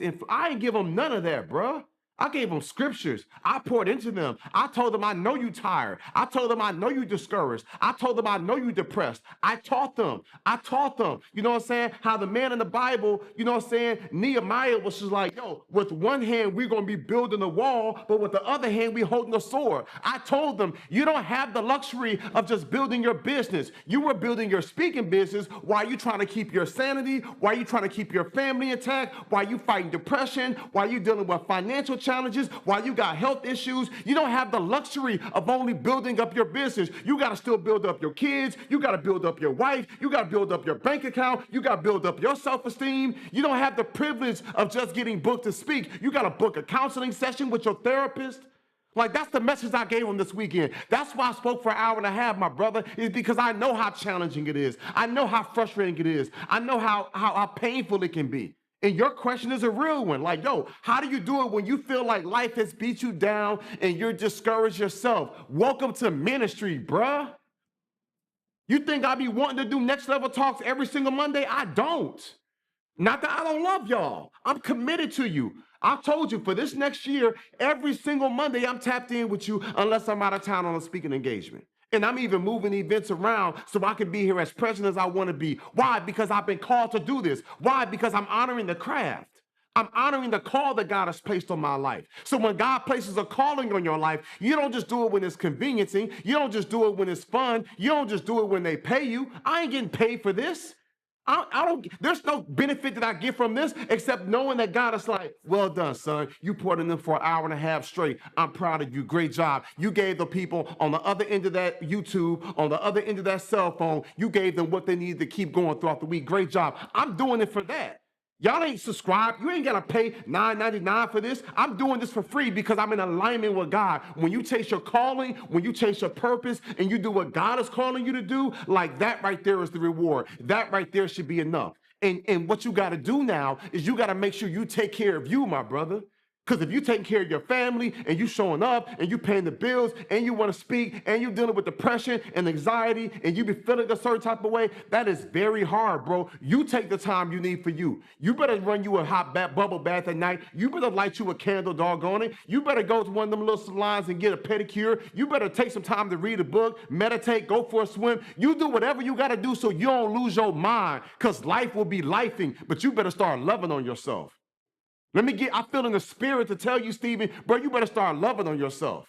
Maya Angelou said it best. I don't trust those who don't love themselves. Because you can't love me if you don't first love yourself. Brother, you better love yourself. Brother, you better set boundaries. Brother, you better start saying no more. I'm sensing the weight. I'm sensing the depression. I'm sensing the heaviness. I'm sensing the discouragement. You feel like I'm getting hit left and right. You feel like ain't nothing working. Welcome to my club, bro. I've been in that season for several years, bro. I'm just getting out of that funk. Welcome to ministry. Welcome to real life. Welcome to spiritual warfare. This is spiritual warfare, bruh. I'm not surprised you being attacked. I'm not surprised you feel like you getting hit on the left and the right. I'm not surprised that you feel discouraged. I'm not surprised that you feel tired. I'm not surprised that you feel beat down. Because the last thing the enemy wants is for you to have the freedom to run and speak and motivate and encourage and add value and be a blessing and minister to people. The last thing he wants is you to be able to do that. So he can't stop you. So all he can try to do is strangle you. Right? He can't destroy you, so all he can try to do is distract you and delay you and discourage you. And so you have to tell yourself every single day, though they slay me, still I trust him. You got to tell yourself, when peace like a river attendeth my soul, when sorrows like sea billows roll, whatever my lot, God has called me to say, it is well with my soul. Faith is a perspective, my brother. I don't worship God for what he's done. I worship God for who he is. I got a whole bunch of things I can complain about. I just don't choose to put my energy there, my brother. And I feel your weight. I feel your pain. I feel your struggles right now. Trust me, I get it. That's why I'm sitting in this a little bit longer. I'm going to challenge you to take care of yourself. I'm going to challenge you to give yourself some grace, brother.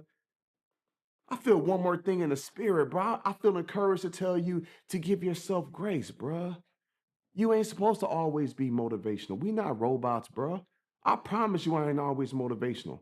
I promise you I ain't always uplifting. My wife still tell me I got anger issues. I'm like, babe, I ain't punched no wall or nothing. She's like, yeah, but you get angry real quick. I'm like, well, I'm high intensity, doggone it. You know what I'm saying? Like, shoot, Peter was ready to cut my man's head off when they came for Jesus. I'm zealous in all things. I am who I am. You know what I'm saying? Like, but brother, give yourself grace.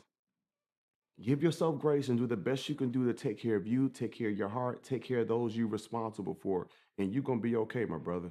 You're going to be okay. I know how challenging, I know how weird, I know how frustrating it could be. I get that. But I don't want you to feel like you got to show up every single day and be super motivational. Sometimes you ain't just feeling it. Take the time you need to rest and take the time you need to heal. You know what I'm saying? And ask the Spirit of God to guide you. You're going to be good. Thank you for sharing that with us, bro. Let me tackle two, three more and we're going to get them out of here. Alicia Caldwell wants to know, for those of us who enjoy our full-time work, but also want to grow in speaking business on the side, what tips do you have for building momentum without getting overwhelmed? Okay. What's up, Alicia? Good to hear from you. Good to see you, sis. I would say balance and structure. And what I love about your question is you didn't say what tips do you have for building momentum. You said what tips do you have for building momentum without getting overwhelmed. And so I would say you want to have a pace, and then I want to say you want to have structure and systems. A pace, structure, and systems. Pace, structure, and systems, right?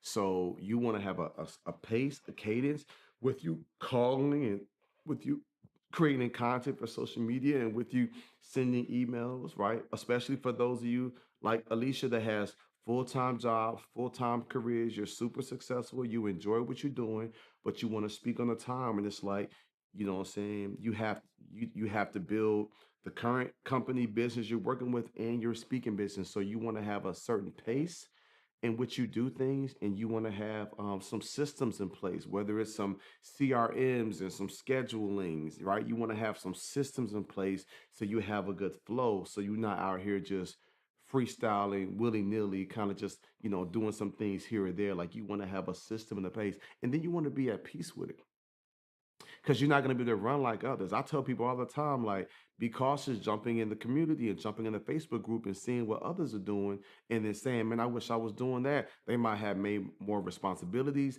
They might have more support. They might have more resources than you. They might have built relationships longer than you. They might have been in it longer than you. Like, there are so many different variables and factors.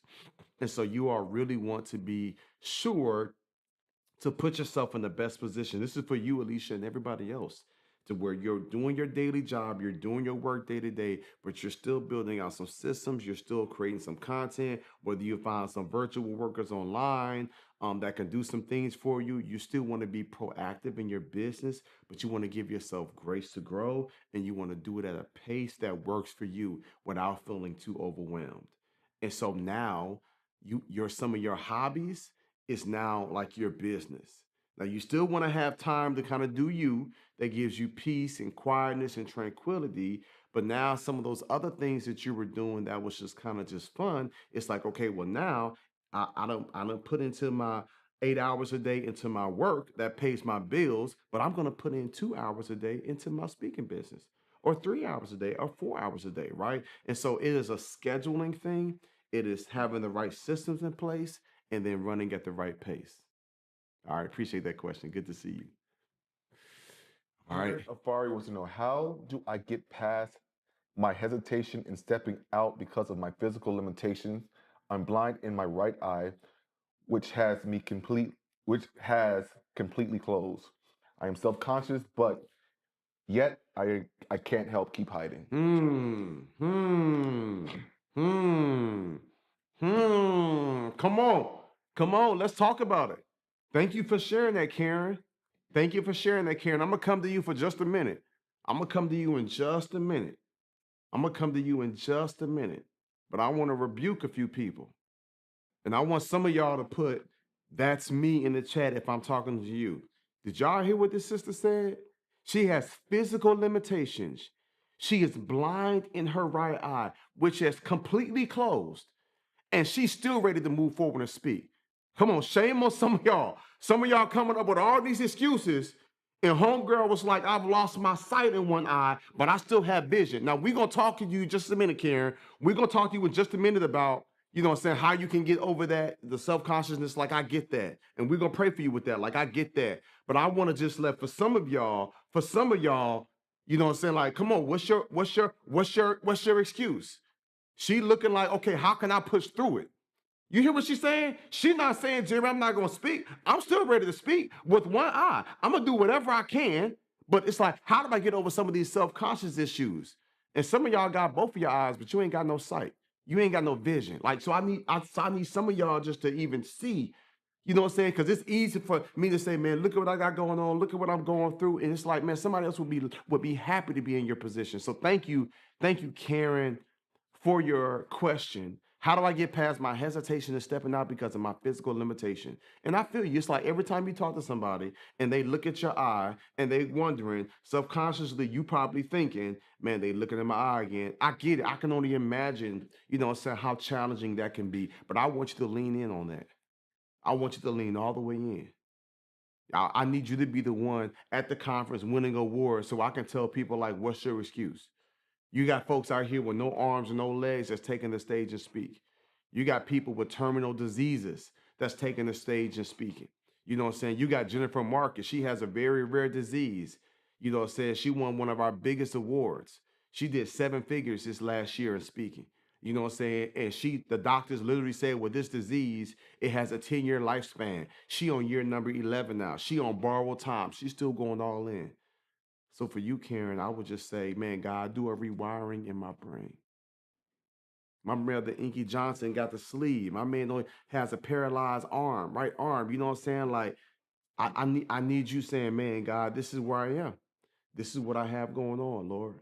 And this thing gonna change, right? And until you heal me, until some miraculous happens, like, this is my life. Help me to get over it.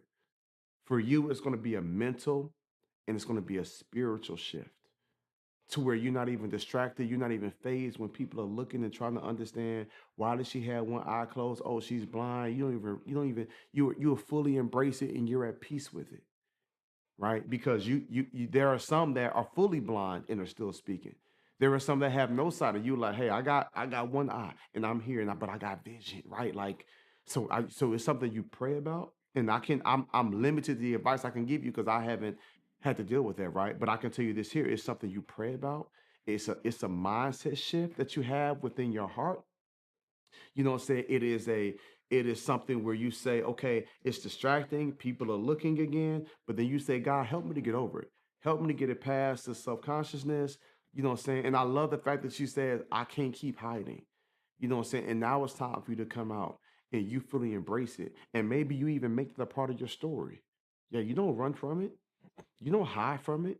You find to say, God, help me to find a good way to weave this. You go to Chat GPT and say, Chat, this who I am, this my message, this my story, this what happened for me to get blind. How do I take this now? Blind eyesight, while I only have sight in one eye. How do I take that and weave that into my story and see what Chat, spits back out to you with some clever stuff. And then you take that and say, okay, Holy Ghost, give me some more ideas, God. How can I be clever with what my message, my story, and my journey as I'm sharing with people? Like, don't run away from it, lean into it.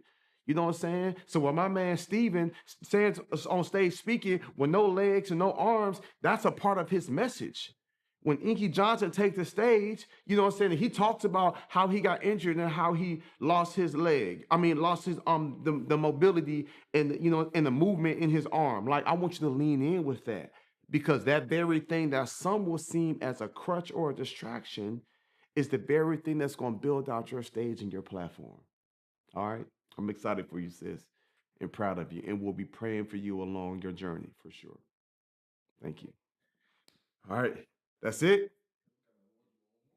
Yeah. Let's do one or two more. Come on. Come on. Come on. Come on. Chris Lacey wants to know, what's the best way to follow up with a contact that I randomly met.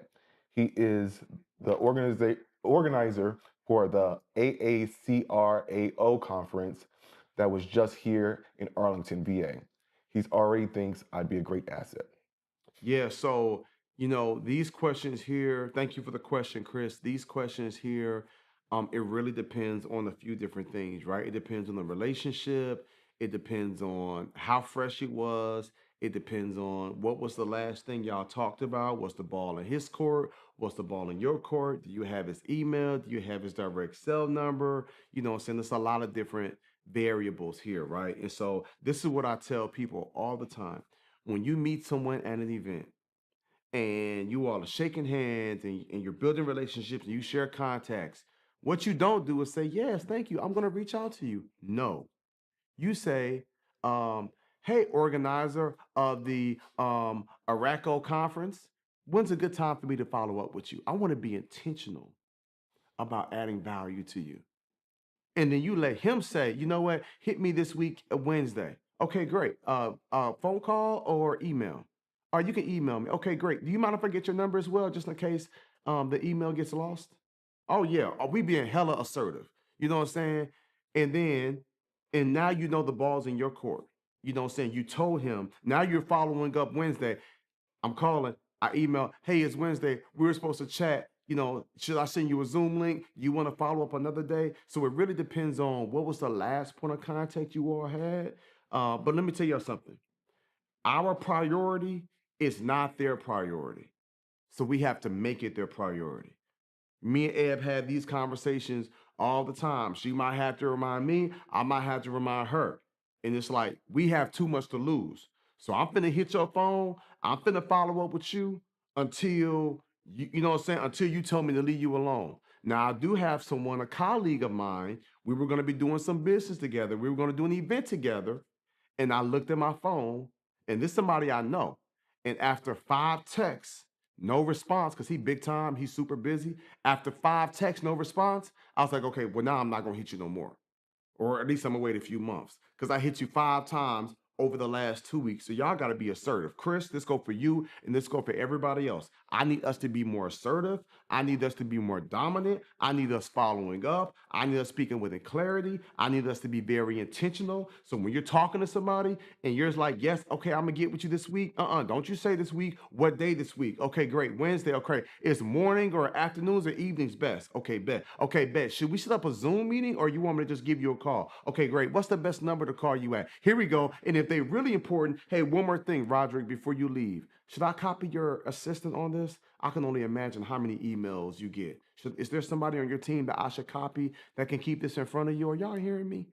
So we have to be very intentional with how we follow up with the people. I have it sell an email, following up now. Should I add my partnerships manager to the email? Absolutely. Yeah, absolutely. Hey, Roderick, I have Teach Johnson copied on this email. She helps me with X, Y, and Z. I'm so looking forward to connecting with you. I called you earlier today. Let me know when's a good time to follow up. Absolutely. There's nothing wrong with that. Yeah. So I am excited for all of you. I'm excited for you, Chris. Thank you for that question. And I am really believing that um once you all put the work in, make the adjustments, continue to follow up, it's only a matter of time before things flow, right? I see here, what are the top 3 money making actions we should do each day without negotiation? Money making actions. You mean like just like if you're at the house all day, money making actions? Let me think about that, Tish. I'm guessing you're talking about like in the speaking space, money making actions. What would I do every day that made me money? For me, I would say content, right? The content creation. You know what I'm saying? Putting that content out, sliding in folks' DMs, building relationships, responding to people who comment. The biggest money making action that you all can do on a regular basis is to create the content and speak to the audience virtually that one day you're going to stand in front of them. That's what I did. That's what ET did. I promise you, he wasn't dropping. He didn't even have, listen to me, y'all. ET didn't even have speaking engagements that he was in front of like that. My man was on the back patio of his house in Michigan, whether it was cold, whether it was rainy. What up, what up, what up? It's your boy ET. Bring it from the bottom. Thank God it's Monday. And was give a motivational message for 5, 10, 15 minutes outside in the cold, outside in the hot sun. He would just, that's just what he did. It wasn't even the glitz, the glamour. It wasn't even getting out the car. It wasn't even a super nice camera. It wasn't even him on the speaking engagement. He was just adding value virtually and pouring into so many people virtually. They was just like, man, I know this guy. I like this guy. I trust this guy. And now they're like, man, I want him to come in and speak for my organization. So I don't have the top 3, but content is going to be huge. And then when people like your content, they're like, oh, okay, I see what this person got going on. Then they're going to go to your website. That's what I would do. Study the greats. I put my website out there. At the end of all my videos, whatever music was playing, at the end of the video, the music would keep on playing. It'd be a black screen with white words, www.jeremyanderson.org. And the music will slowly, because I hate it when music stops abruptly. It don't feel like a production. It's like, oh, you dropped the ball. The music slowly fades out for about 15 seconds. So now they're watching that 2, 3, 4, 5, 6 minute video, and then it ends, and then my website's there. It don't even say visit my website. It just jeremyanderson.org. And people go to my website and then they see the fullness of what I do, and it changes the game. All right, man. I'm so grateful, man. I see y'all speaking life to one another in the chat. I see y'all loving on Karen. Praise God. I want to pray for you now, Karen, and I want to pray for everybody else. But before I do, Regina Bumper said, OMG, this is good stuff. Thank you for that. Thank you for that. Thank you for that. What I want to do now is I want to show you all a quick video. I'm giving you a personal invitation to what is about to take place this week. We are hosting our 3-day Next Level Speaker Challenge. It's going to be a virtual experience that starts tonight, and I want to give y'all a glimpse of what to expect. Check this out. Hey, what's up, y'all? Jeremy Anderson here. Check this out. It's that time again. We are back with our Next Level Speaker Challenge, July 28th through July 30th. You can experience this from the comfort of your home. You got myself, Dr. Eric Thomas, the world's #1 motivational speaker, Coach Jessica Lundy, and guess what? We got Patrice Washington. Listen to me, y'all. She is a powerhouse. For those of y'all looking to build a successful 6-figure speaking business, whether you want to do it part-time or full-time, this 3-day 6-figure speaker challenge is for you. Join us July 28th through July 30th at 7 p.m. We're going to give you hours and hours of game each night. That's going to show you how to take your message, your story, your brain, your impact to a whole other level. We'll see you there.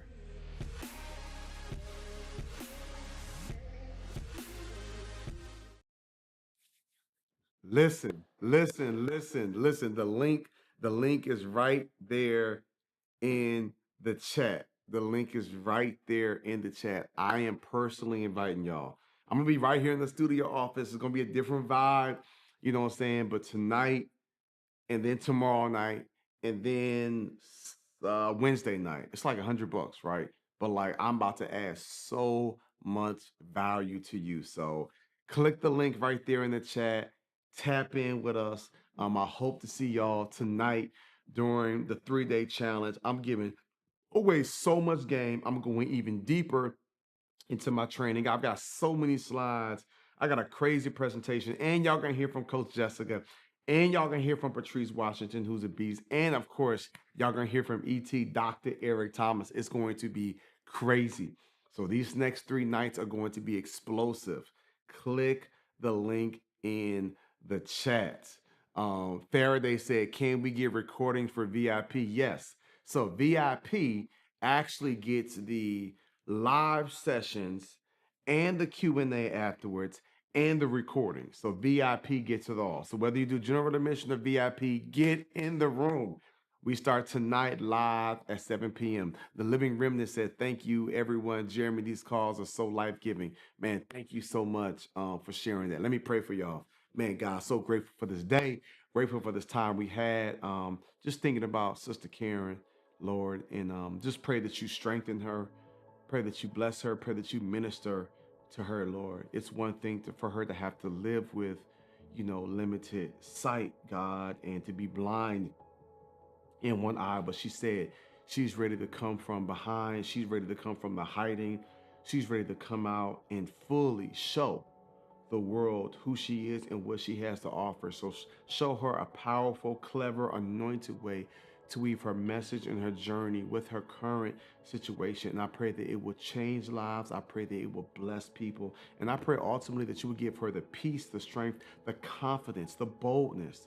Help her to get past any insecurities, any self-consciousness, Lord. Like, help her to get past all of that, to move forward in boldness and do what you have called her to do. Bless her with the resources, the connections, the clarity, and the boldness to be used, God, by you. I pray for every other person that's been on today.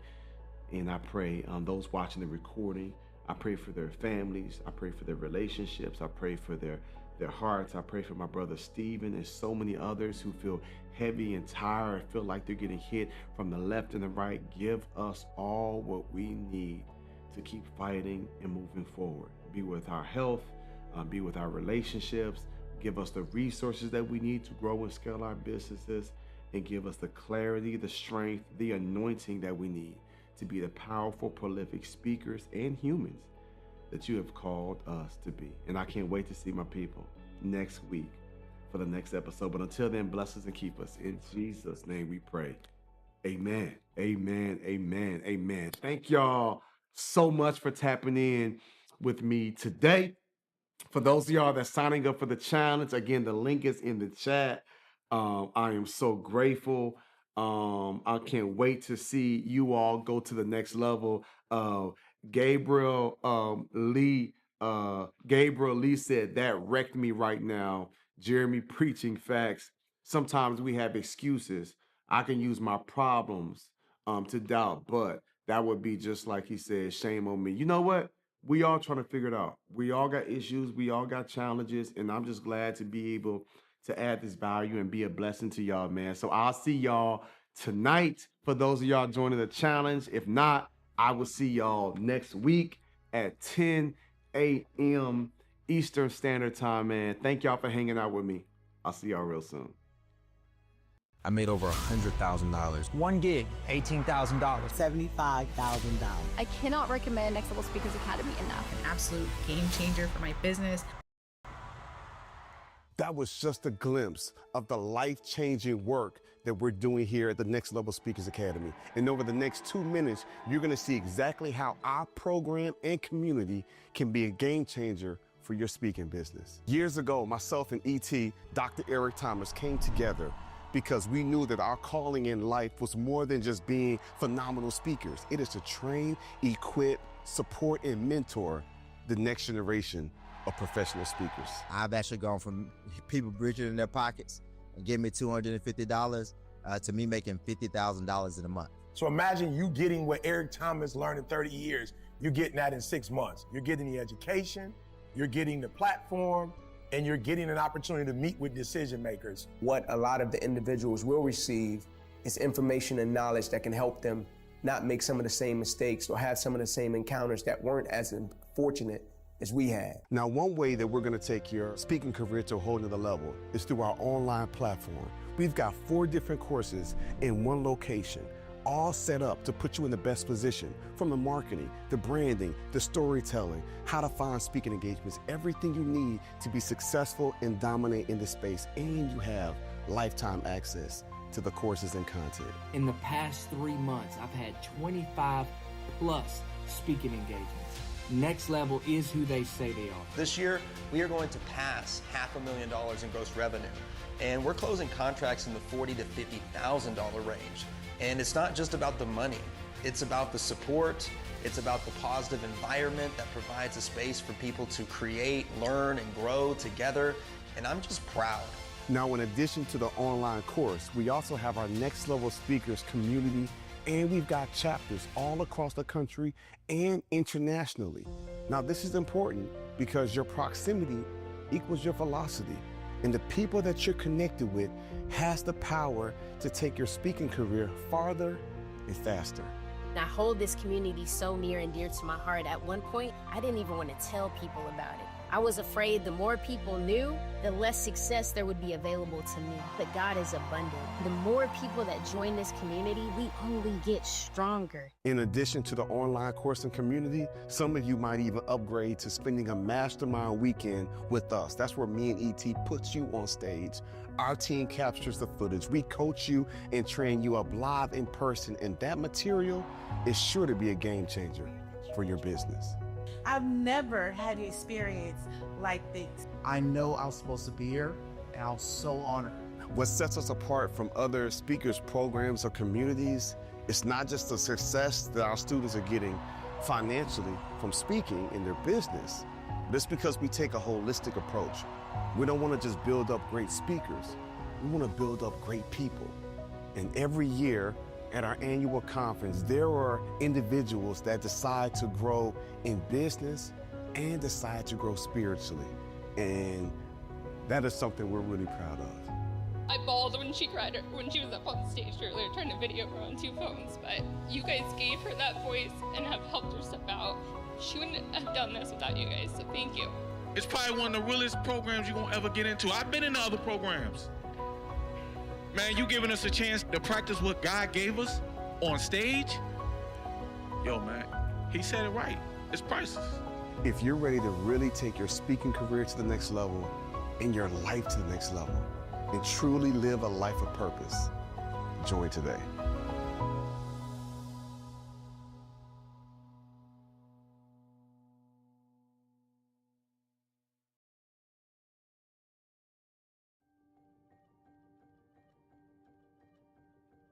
What's up, y'all? Jeremy here. Look, me and my team want to give you a glimpse of what it looks like and what you're going to experience when you come to a Next Level Speakers Mastermind.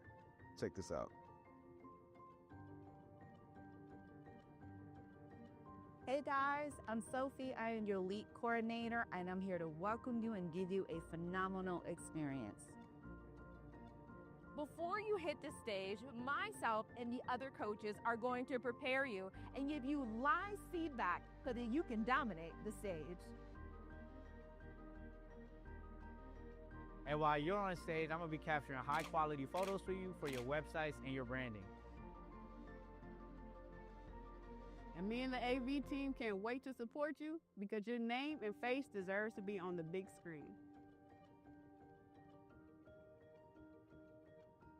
Oh, hey, me and the team, we're here to support you. We're here to get you mic'd up, but ultimately to get you hyped up so you can take the stage. Look, not only do you speak live on stage, right? We do Q&A. Like, we literally gonna coach you and answer all your questions to help you get to the next level. Every day of the mastermind, we have one person who did a dynamic job to have the opportunity to win the Drop Mic Award. As you see, our Next Level Speakers Mastermind weekends are something special. We're gonna put you on stage, we're gonna coach you, we're gonna mentor you, we're gonna give you the game you need, but the revelation that you receive, the breakthroughs that people are receiving, truly makes our Mastermind weekends a life-changing experience. We hope to see you at the next one.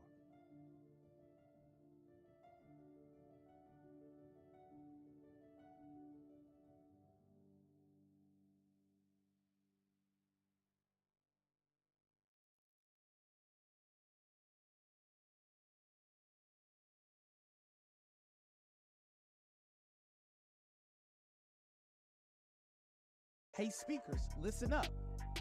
The Next Level Brand Studio is here, your one-stop shop for all of your branding needs. We've created branding materials for some of your favorite motivational and public speakers. Are you in need of a high-quality logo design? Well, look no further. The Next Level Brand Studio is ready to create a high-quality logo just for you. Or maybe you need an electronic press kit. We have created EPKs that have helped speakers make well over 6 and 7 figures. In need of a website? The Next Level Brand Studio has built websites for some of the biggest names in the industry, and we want to do the same for you. Or maybe it's time for you to go to the next level with a high-quality speaker's reel. Whether you have taken the stage hundreds of times or just once, the Next Level Brand Studio has a team ready to assist and create a custom speaker's reel for you. NextLevelBrandStudio.com. It's time to take your brand to the next level.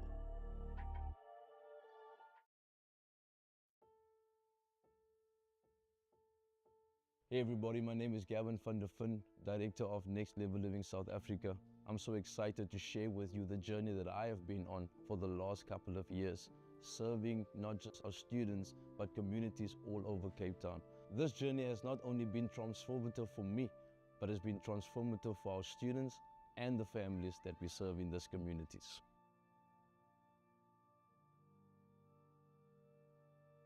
At the beginning, before this whole thing, I felt hopeless. I was like, okay, the doors now are shut. But then when I just, got signed in with Next Level Living, everything just, became light and everything was so smooth. Being from a community that does not have much and you see people struggle, you also feel like you're not going to get the kind of opportunities that others do. But being a part of Next Level Living, it creates a new kind of confidence.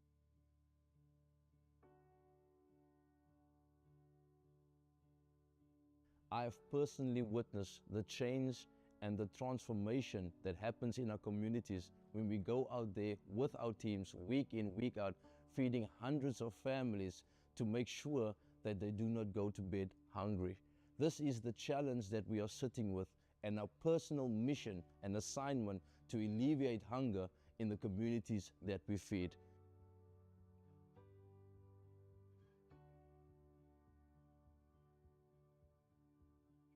I feel so honored and great for this chance that I have been given by the Next Level Living students. I'm glad for the supporters that are sponsoring us and the people out there that are supporting us.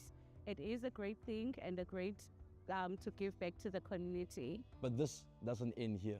We have plans for the future to make sure that our students reach a potential far greater than they ever had. We are planning on building our own youth center at this moment. We are planning on seeking employment for our students after they graduate from that stage. And we need the resources enough to make sure that our students take their lives to a whole new level. This is what we are appealing to our sponsors, to those that are listening to us. There are students here that can reach a potential far greater than they ever dreamt of. We have athletes in our midst. We have potential doctors. We have potential lawyers, and these are the students that are in our care. Thank you for listening to our appeal, and I hope the impact that we can gather together will take these lives to a whole new level. I just want to say thank you for the Next Level, that you feed our children, and we appreciate it. And I ask for you, don't forget the children here.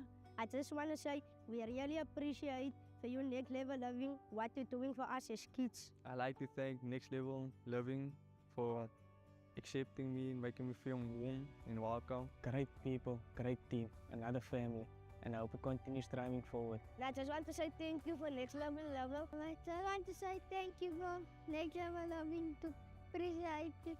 We appreciate what you do and keep on coming, don't stay away.